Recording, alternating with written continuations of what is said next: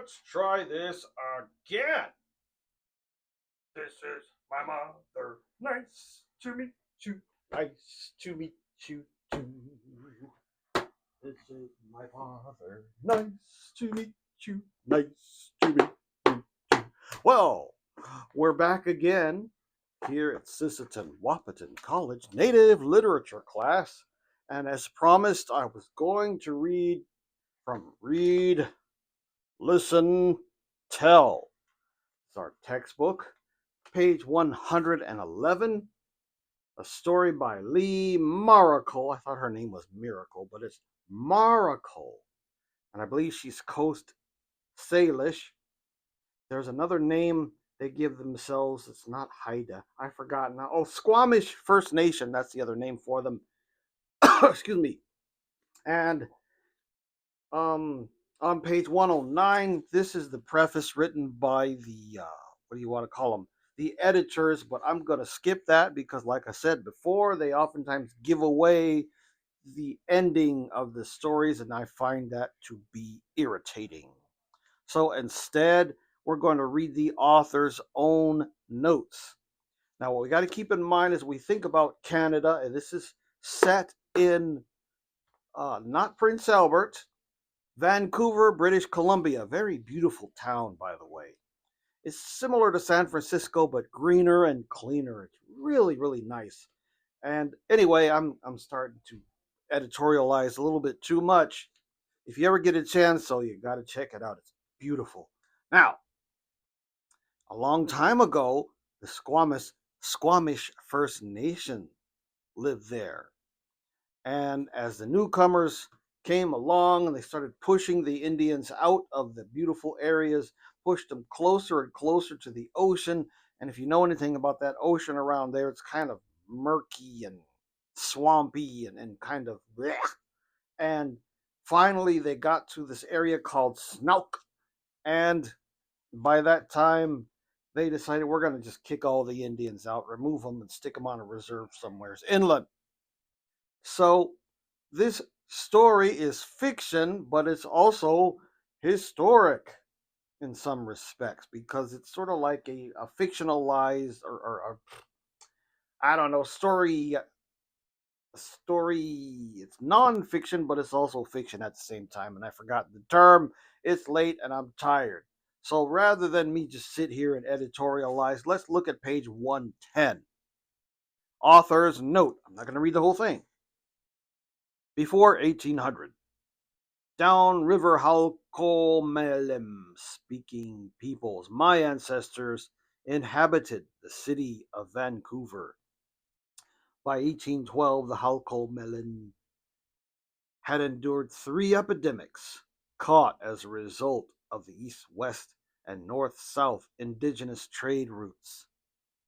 At that time, the Halkomelem were part of a group of 5 friendly tribes, according to court records in the case of Matthias versus the Queen.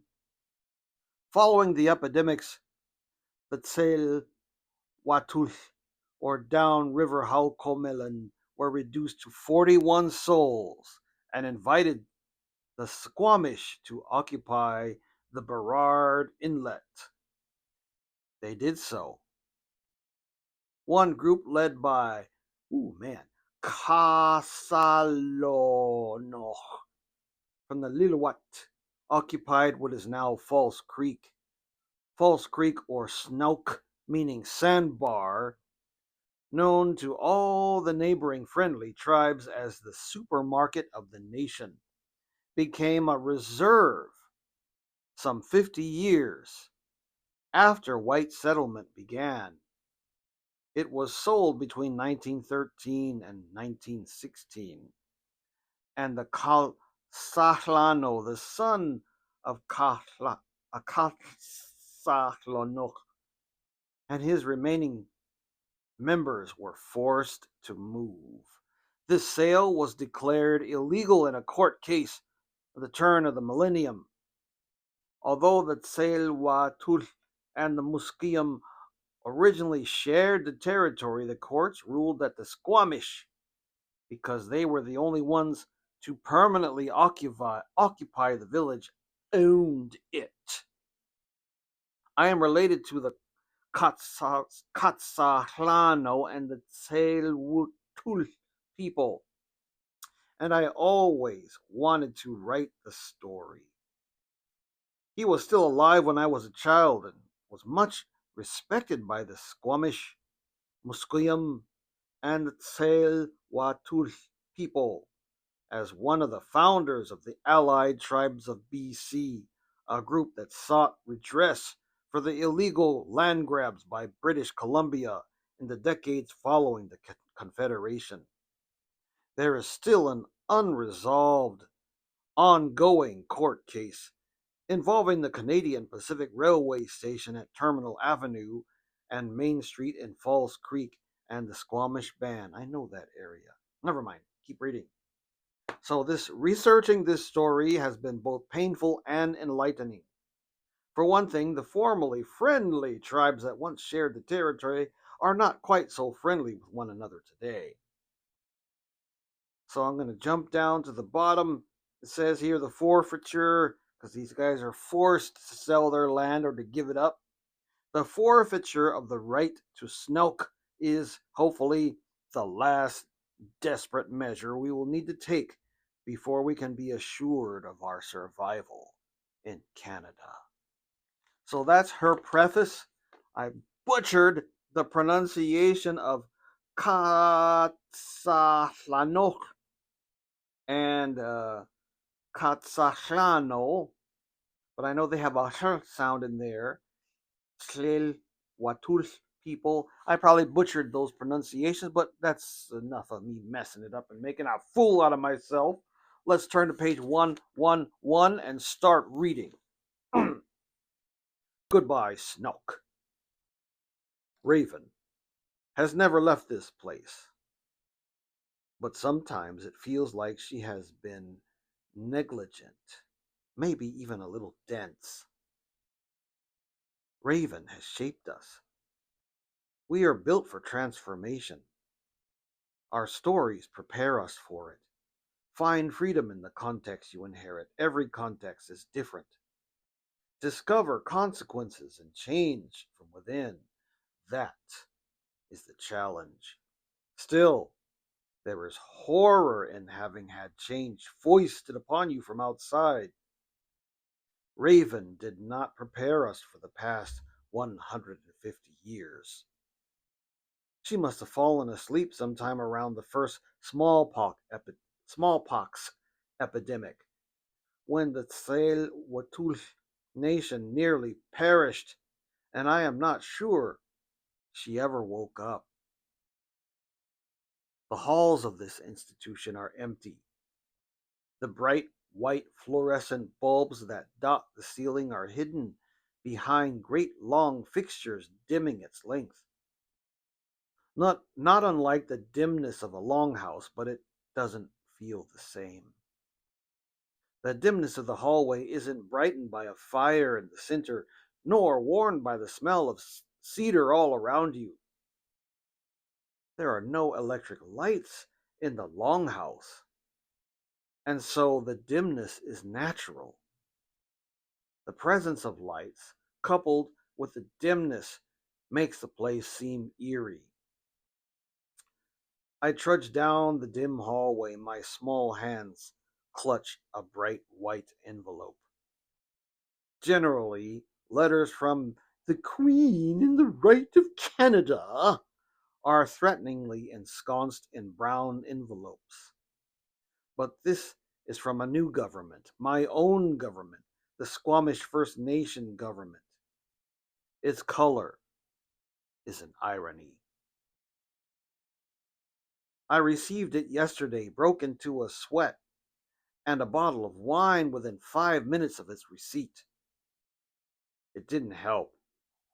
I already knew the contents even before Canada Post managed to deliver it.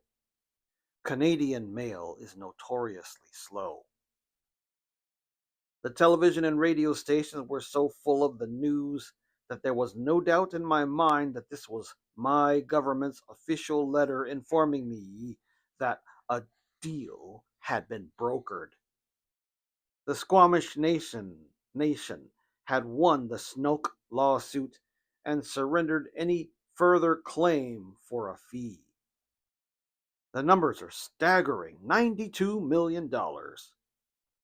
That is more than triple our total GNP, wages and business combined. As I lay in my wine soaked state, I thought about the future of the Squamish nation. Development dollars, cultural dollars, maybe even language dollars, healing dollars. I had no right to feel this depressed,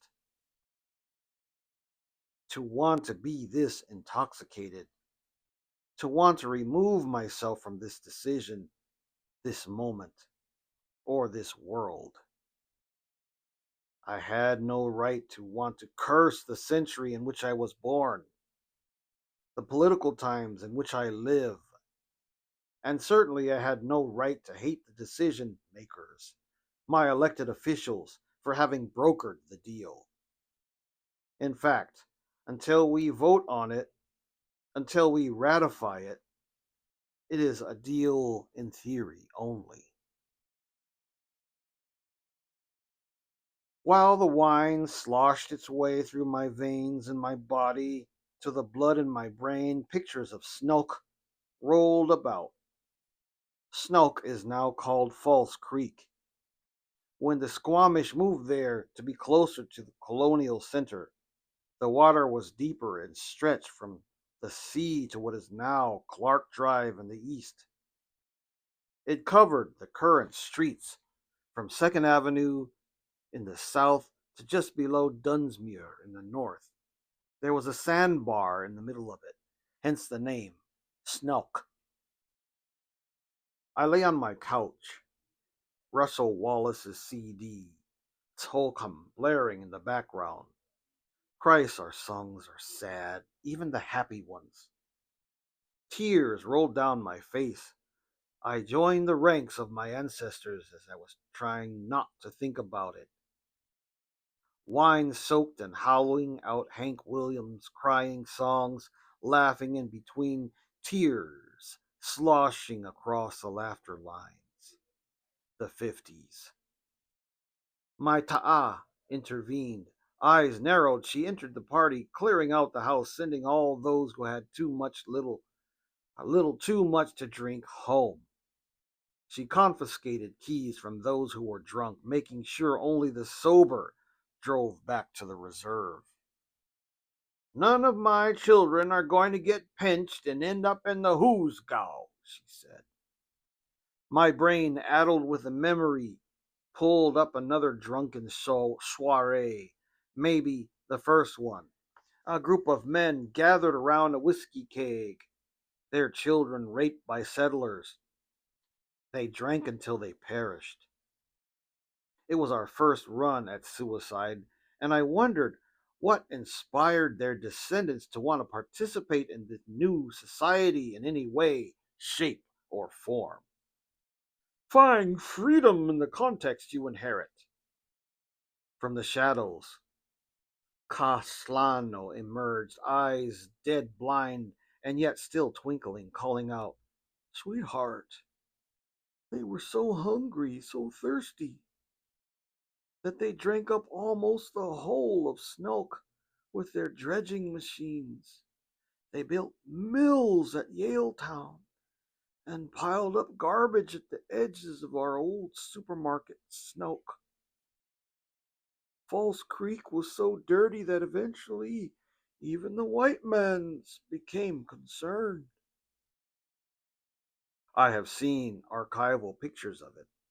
They dumped barrels of toxic chemical waste from sawmills, food waste from restaurants, taverns, and tea houses.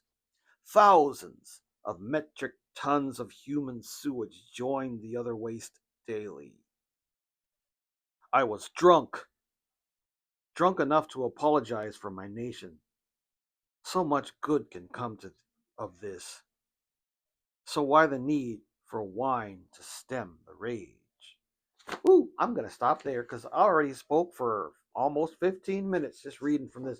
So I hope that this little reading that I just did is, like I said before, piquing your interest, salting your oats, making you want to read the rest of the story. I might even put up some pictures of Vancouver, BC, so you can see what beauty it is. And this False Creek, I might put pictures up on e-learning for you guys. Again, I thank you so much for your kind attention. And as I knock off, I got to have some more pejuta sapa.